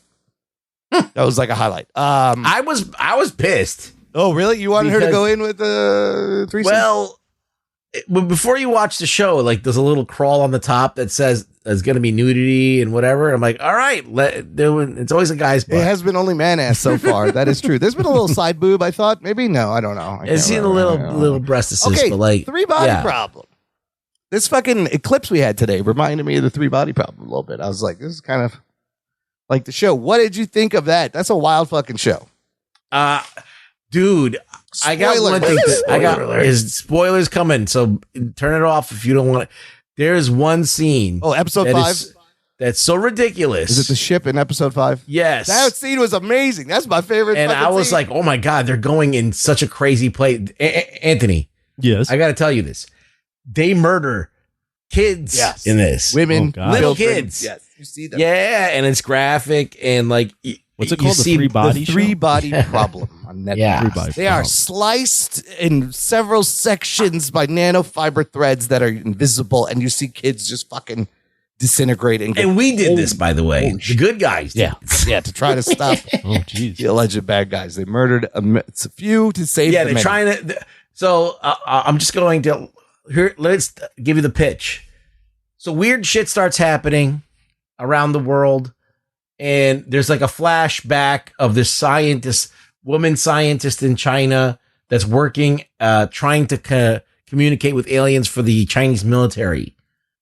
And they're just sending a signal out into nowhere, not expecting anybody to return. And she gets a signal, and basically, long and short of it is there's an impending invasion coming at some point. Mm-hmm. So, basically there's like this society of people who have been communicating with these aliens, and we just get hip to it now. So like basically the government's like now all of a sudden figures out that, oh shit, aliens are coming. And then now like everybody understands that aliens are coming. So they basically cobbled together a team to fucking come up with a plan. Yeah. And some of the things that they have to do to try and stop these, the people, this cult of humans that are working for the aliens is fucking barbaric. The cult is fascinating because they refer to the aliens as our Lord. So before you know they're aliens, you're like, is this a religious group that's trying to stop science so it can't disprove God? But they just call the aliens our Lord, and they speak to them, they communicate with them, and then they get abandoned. And this invasion isn't coming for like 400 years, by the way, at the speed they're at. And yeah, it's basically a face-off, and they got to figure out how do we either learn more about them or stop them, which I don't think you can stop them. So the book, there's a trilogy. So hopefully they'll do the second book in a season. There'll be 3 seasons. Because I want to know what happens. It's not an action show. No. It's very talky. Yeah. It's very it's a much like mind-fucky show, though. It's mind-fucky. Yeah, that's what I love. But I don't think that a lot of people will like this. This is the type of shit that I'm interested in because it's about more than just aliens. It's heady sci-fi, yes. Yeah, it's about like existence and what are you doing and thinking about 400 years in the future. Right. Like that's all crazy ass shit to think about. So it's kind of shit that I like. And then there's a whole video game part in it that I was like, that's cool, but I'm not sure. They spent a lot of time with that. They shouldn't. I know. They should have because ultimately it didn't really, it was just a recruitment tool for the other thing, I guess. Right. But man, that episode 5 ship scene was fucking bonkers. I was like, what? I still don't understand a lot of the shit that's going on here. Watching. I don't even know if this is scientifically sound. I don't know if any of this shit makes sense. Some of it is sound. There's been articles about breaking down the science in it, but Isaac Gonzalez is hot too. So that's a didn't help. A huge bonus. Yeah, it hurt. Bonerous. Huge. Yes. Geek boner. Yes. What else, Ruggs? Did I watch anything else? I think that's it. I think I watched Shogun and 3 Body Problem. Okay, and Invincible. Let me do my 15 things. Physical 100 season 2 finally put out the last 2 episodes of the finale. It was go outside. Fucking great, dude. They pushed these people to muscle exhaustion, complete muscle failure, and that's what I was there for. And they fucking did it. The last 3 to make the final things are great, and it's just brute force. It's fucking fantastic. Great season. I watched that movie American Fiction that won the Best Adapted Screenplay Oscar, was also nominated. Sterling K. Brown was nominated. Jeffrey Wright was nominated. It's really fucking good. Have you guys heard about the story of this movie? No. Jeffrey Wright plays this writer. He's black. Plays a writer that's black, except his agent wants him to be a black writer, right? And write a black book. But he's like, why do I have to write a black book? And, to whatever. I don't want to do it. He thinks he's higher than that. He comes from a family where his parents were doctors, his brother and sister are doctors, and he's like he has a PhD, not a doctor. He has a doctorate, but he's a teacher. So there's a tragedy in the family. He's got to take care of his mom. He needs money, and he's like, "Oh, you want a black book? I'll write you a black fucking book." And writes like the most ridiculous, cliched stereotype with all the slang and everything. And guess what? Turns out to be a hit. And now he's got to deal with that. There's some fucking great humor, great drama, great performances, great lines, very smartly written. It's a very good movie. Check it out. It's on rental right now. It's like the story of Pootie Tang. Sort of, yeah. Where like he's like, all right, I'll write a black book, and of course it's gonna be like a #1 bestseller. And now he's got to jump through more hoops, but then there's a crazy twist at the end, and it's fantastic. It's really, where it ended was kind of unpredictable. It's really good. I can see why it got so many Oscar nominations. The other thing I watched that I enjoyed, Apple TV Plus has this documentary 2-part series on Steve Martin. There's 2 episodes that are like an hour and a half each. The first one deals with his stand-up career up until like 1980, And then the second half is his later career. Like, he reinvented himself like 3 times. I've always loved Steve Martin, and this doc is fantastic. It shows you some early footage. He was like, I don't think a lot of younger people may be like, oh, what was that movie? Father of the Bride guy, or the Only Murders in the Building guy. He had this whole career. He was the first stand-up comedian to sell over 1 million albums with his stand-up comedy record. First comic to sell out arenas in his shows, and then gets to his heights in like 1980 and kind of just like stops. And he's like, I want to do movies, and walks away because he's done everything and they've seen all the jokes. And then his movie career and his banjo playing, and then kind of another resurgence now with. He wrote books too. Oh yeah, he wrote books. He recorded a folk album, like a legit. I think it got some Grammy nominations. What an amazing career this guy has. He's great. And the scenes with him and Martin Short, they just fuck with each other all the time. It's so funny. They're like the perfect fucking foils for each other. And they've gone out on tour, both of them, doing like old man jokes and shit. So it was really good. If you like Steve Martin at all, I highly recommend. You learn a lot about him. And he's very open and vulnerable in this. And the early stand-up shit is always great. Like, I have some favorite Steve Martin jokes I still know from like his stand-up and then SNL and all that. And then the last thing, I just randomly watched the show on Netflix. It's fucking hilarious. It's called The Magic Prank Show. Magic Prank Show. You guys, have you ever watched that? Johnny Knoxville had a prank show with Eric Andre and Gabourey Sidibe. Have you seen that? No. That show is fantastic, right? But it's Johnny Knoxville, some fucked up mean pranks. This is this guy, Justin. I forget his name. He's the Magic for Humans guy. He's like the Netflix magician. He has a team of magicians of all different disciplines. So imagine doing elaborate pranks with fucking really good magicians. It's some wild, fucking hilarious shit. He does 2 pranks every episode. They're like half an hour. And if I'm the person on the other end of these pranks, I would be shitting in my pants, because he's doing everything from sleight of hand to big illusions to mentalism to hypnotism, crazy shit just to get. But his pranks aren't mean. It's all to get another party to understand how someone else is feeling. So like, one guy was always driving distracted, and his girlfriend wanted to prank him to make him understand how scary that is. And they put him in an Uber where somebody else is driving and it goes crazy. There's a lot of stunt driving, and then the driver disappears and ends up in the trunk in a bag while the cops pull him over, and they're completely confused. Fun shit like that. It's fantastic. You go binge through this. It is wild. It's hilarious, and like they show you some magic tricks, but then they don't show you the big ones. They still keep it a secret. But it's so good. It was really good. I didn't think I was gonna like this show, and I was like, this fucking show's great. Magic Prank Show. All right, so there's Imran, I admire your passion for consuming media. Holy shit, I couldn't stop watching it. I was like, I'll just watch the rest of this. God damn it. I don't know how you do it. And You can just make a podcast every day. And there's still so many things I don't get around to that I'm like, fuck, I need to watch this. Fuck, I need to watch. I don't know how I do it either. I don't sleep well. I don't use my CPAP machine, so that doesn't help. So next week, fellas. Well, here's the thing. Regarding next week, my suggestion is I would like to review that Alex Garland movie, Civil War. I've heard lots of crazy things. I've heard it's right now on Rotten Tomatoes. Again, just like Monkey Man was a week ago. This movie's sitting at 93% with 43 reviews on Rotten Tomatoes. We can do it.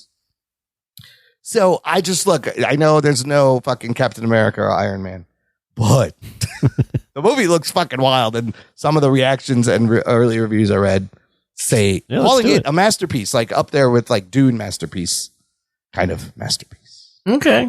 All right, let's do it. Okay. I like a masterpiece. Just revealed to the viewers what we're doing next week. Civil War, another smaller movie like Monkey Man. Yes, Civil War. Okay.